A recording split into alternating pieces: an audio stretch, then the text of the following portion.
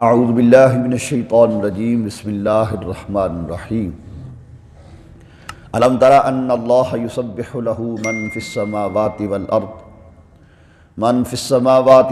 والطیر صافات کل قد علم صلاته وتسبیحہ واللہ علیم بما یفعلون وللہ ملک السماوات والارض والی اللہ المصیر آمنت باللہ صدق اللہ مولانا العظیم۔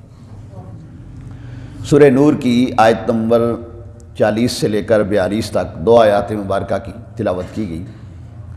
گزشتہ آیات مبارکہ میں نیکوں کی نیکیوں کا ذکر ہوا اور پھر اس کا انعام ذکر کیا گیا، اور برے کی برائی کا بھی ذکر کیا گیا اور اس کی سزا کا بھی ذکر ہوا، تاکہ بندہ مومن برے کی برائی سے بچے اور اچھوں کی اچھائیوں کو اپنائے اور اللہ کا پیارا بندہ بن جائے۔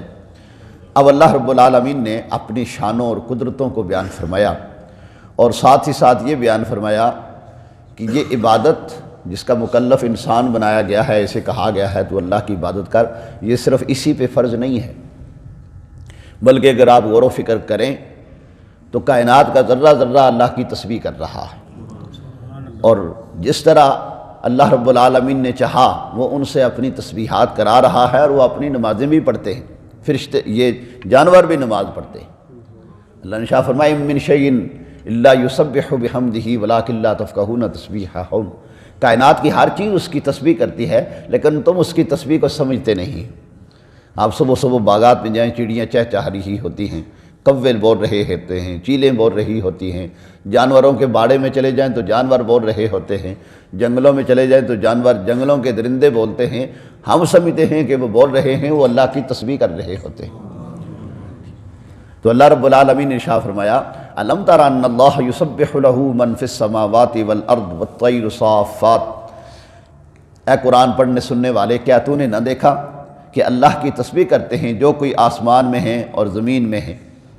اور مفتی احمد یار نعیمی رحمۃ اللہ تعالیٰ علیہ اس آیت مبارکہ کی تفسیر میں لکھتے ہیں، اس میں خاص طور پر خطاب اللہ نے اپنے محبوب کو فرمایا، محبوب کیا آپ نے نہ دیکھا، گویا آپ ساری کائنات کو دیکھ رہے کہ زمین و آسمان کی ہر چیز اس کی تسبیح کرتے ہیں۔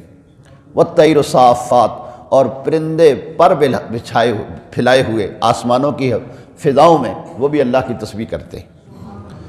کل قد علم صلاتہ و تسبیحہ، سب نے جان رکھی ہے اپنی نماز اور اپنی تسبیح۔ واللہ علیم بما یفعلون، اللہ ان کی کاموں کو خوب جانتا ہے۔ اب اس آیت مبارکہ میں اللہ نے ایک تو یہ ارشاد فرمایا کہ ہر چیز اس کی تسبیح کرتی ہے آسمانوں اور زمین میں، اور پرندے پر بچھائے ہوئے بھی اس کی تسبیح کرتے ہیں زمین و آسمان کے اندر۔ چنانچہ بخاری شریف کی حدیث مبارکہ ہے کہ صحابہ کرام رضوان اللہ تعالیٰ علیہم اجمعین کھانا کھانے بیٹھے تو پھر سرکار سے عرض کرنے لگے حضور علیہ السلام سے، یا رسول اللہ صلی اللہ علیہ وسلم، جس پیالے پہ ہم کھانا کھانے بیٹھے تھے وہ پیالہ بھی اللہ کی تسبیح کر رہا تھا، وہ کھانا بھی اللہ کی تسبیح کر رہا تھا۔ تو یہ شان ہے خدمتگاروں کی، سرکار کے جو غلام ہیں وہ چاہیں تو کھانے کی تسبیح اور پیالے کی تسبیح سن سکیں تو اللہ کے محبوب کی سماعت کا عالم کیا ہوگا۔ سبحان اللہ۔ ایک مرتبہ صحابہ کرام رضوان اللہ علیہم اجمعین بیٹھے تھے حضور کی بارگاہ میں، تو اچانک ایک عجیب قسم کی آواز آئی۔ حضور علیہ السلام نے شاہ فرمایا جانتے ہو یہ آواز کیا ہے؟ صحابہ نے عرض کی یا رسول اللہ، ہم نے تو پہلی دفعہ سنی ہے۔ فرمایا یہ آسمان کے چرچرانے کی آواز ہے، اور ارشاد فرمایا آسمانوں پہ اتنی جگہ بھی خالی نہیں ہے جتنی ایک انگلی رکھنے کی ہوتی ہے، سارے آسمانوں پہ سارے فرشتے اللہ کی تسبیح کر رہے ہیں۔ تو اندازہ فرمائے زمین سے آسمان کتنا دور ہے، اور اس سے آگے ہر ایک آسمان پھر اتنا ہی دور ہے جتنا یہ ہے۔ تو حضور علیہ السلام فرش پہ بیٹھ کر عرش والوں کی تسبیح بھی سنتے ہیں اور یہ بھی جانتے ہیں کون کہاں کیا تسبیح کر رہا۔ تو آسمان کے فرشتے بھی اللہ کی تسبیح کرتے ہیں، زمین کی ساری مخلوق بھی اللہ کی تسبیح کرتی ہے، دلائے اپنے زبان کال سے بھی کرتی ہے، زبان حال سے بھی کرتی ہے، ان کی حالت رب نے ایسی بنائی کہ وہ اللہ کی تسبیح کر رہے ہیں۔ چنانچہ صوفیاء فرماتے ہیں درخت قیام کی حالت میں اللہ کی نماز ادا کر رہے ہیں، چوپائے 4 پاؤں پہ چلنے والے وہ رکوع کی حالت میں اللہ کی تسبیح کر رہے ہیں، نماز پڑھ رہے ہیں، اور زمین پہ رینگنے والے، زمین پہ چلنے والے سانپ کیڑے مکوڑے وغیرہ وہ حالت سجدہ میں اللہ کی نماز ادا کر رہے ہیں۔ اور مینڈک حالت تشہد میں بیٹھ کر اللہ کی تسبیح کرتا ہے اور اللہ کی نماز ادا کرتا ہے۔ تو اس لیے ارشاد فرمایا کل قد علم صلاتہ، سب نے جان رکھی ہے اپنی نماز اور اپنی تسبیح۔ اور پھر جس کو اللہ رب العالمین نے جیسے چاہا ویسے کہ اس کی تسبیح کرتے ہیں، جس طرح اپنی اپنی خوراک کے متعلق ہر ایک کو پتہ ہے۔ بکری گوشت نہیں کھاتی، وہ ہمیشہ گھاس کھاتی ہے، اور شیر جو ہے وہ گھاس نہیں کھاتا، وہ گوشت کھاتا ہے۔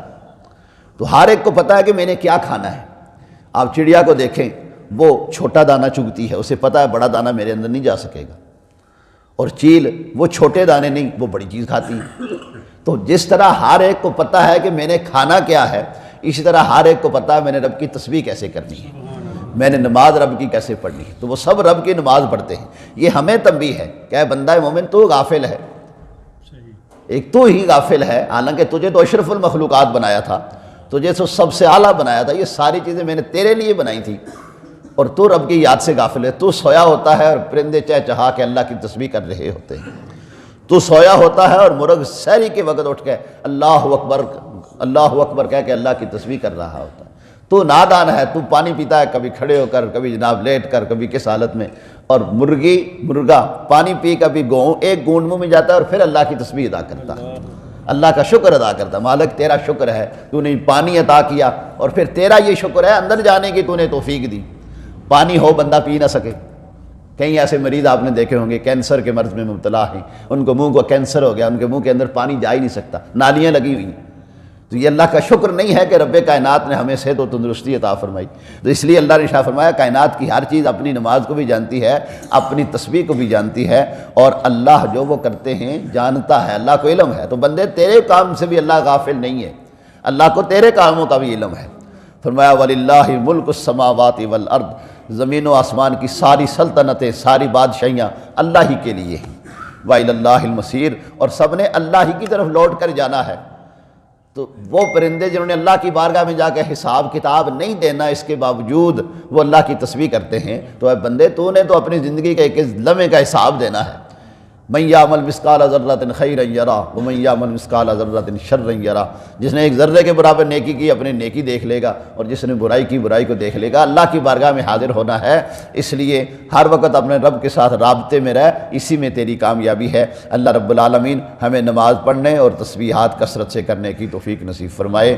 اور اس کا ایک فائدہ سن لیجیے، کل ہی میں نے کتاب میں پڑھا تھا کہ بتا دوں کہ جو بندہ سفر کرتے ہوئے، ہم سارے سفر کرتے ہیں، اپنی موٹر سائیکل پہ ہے، سائیکل پہ ہے، گاڑی پہ ہے، اور وہ سفر کی تسبیح پڑھ لیتا ہے، سبحان الذی سخر لنا ھذا وما کنا لہ مقرنین وانا الی ربنا لمنقلبون۔ امام جلال الدین سیوطی فرماتے ہیں اگر اس سفر میں فوت ہو گیا تو قیامت کے دن شہیدوں میں اٹھایا جائے گا۔ یعنی اللہ نے ہمارے لیے انعام کتنے بڑے رکھے ہیں۔